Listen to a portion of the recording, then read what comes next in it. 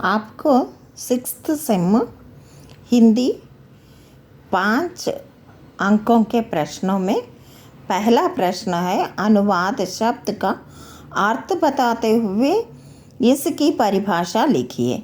यहाँ पर मैं बता रही हूँ कि अनुवाद शब्द का अर्थ क्या है, लिखिए। यानी कि यहाँ पर पुनरुक्ति यानी कि एक भाषा जो होती है उसका किसी अलग भाषा में हम लोग उसका यथास्वरूप यानी कि शब्द का अर्थ न बदलते हुए उसका परिवर्तन करना। यानी कि एक कहानी को लो तो उसका आप जिसका अर्थ न बदलते हुए परिस्थिति को बताते हुए आप उसका आदर्श अनुवाद कहलाता है। यानी कि सामाजिक दृष्टि से कहानी का बदलाव नहीं होना चाहिए। वैसे ये दूसरा प्रश्न में आपको आदर्श अनुवाद कहा जाता है।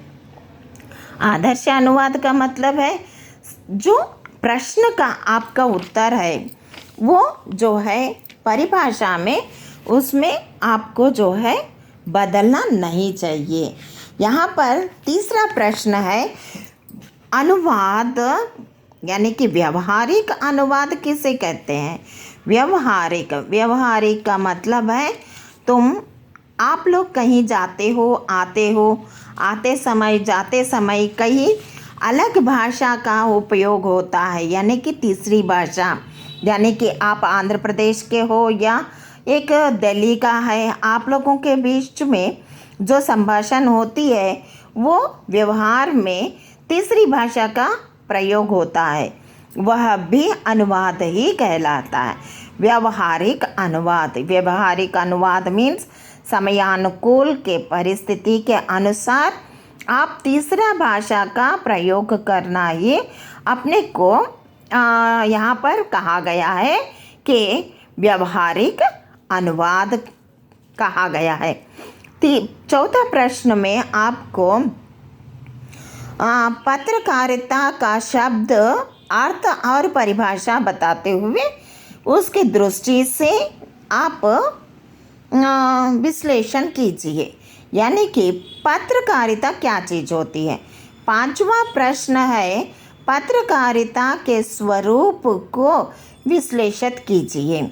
यानी कि यहाँ पर पत्रकारिता मतलब हम लोग वो सोचते हैं कि हम लोग कभी भी प्रिंसिपल को पत्र लिखते हैं, म्यूनसिपाल्टी को पत्र लिखते हैं, यही होती है।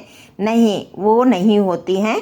और पत्र में अनेक किस्म के पत्र होते हैं और डायरी लिखने वाला हमारा डायरी भी एक पत्रकारिता में ही काम में आती है। और जो व्यक्त किया जाता है उसको भी हम लोग वहाँ पर प्रयोग कर सकते हैं पत्रकारिता में। और छठा प्रश्न है कि स्त्रीवाद की परिभाषा लिखिए। स्त्री यानी कि हम एक पुरुष एक स्त्री का व्यक्तित्व क्या है। यहाँ पर हमारा भारत देश में प्रथम जो है स्थान पुरुष को दिया गया है, बाद में स्थान स्त्री को दिया गया है।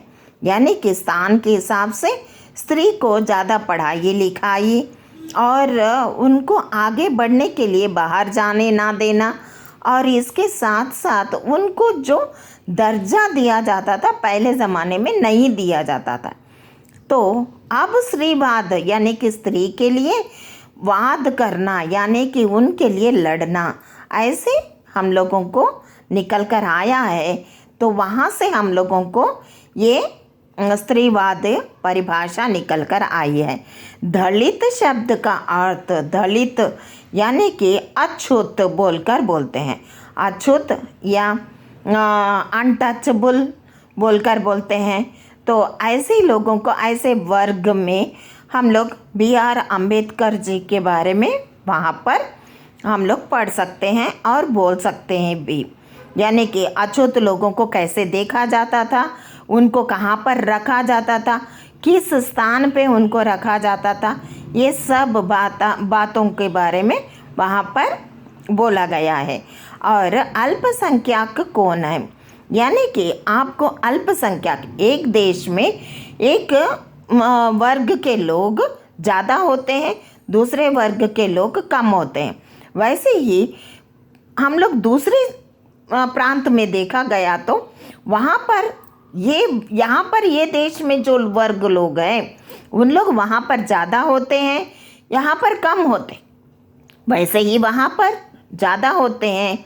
तो ऐसे इनको बोला जाता है, जो कम लोग हैं उनको बोलते हैं कि अल्पसंख्यक लोग।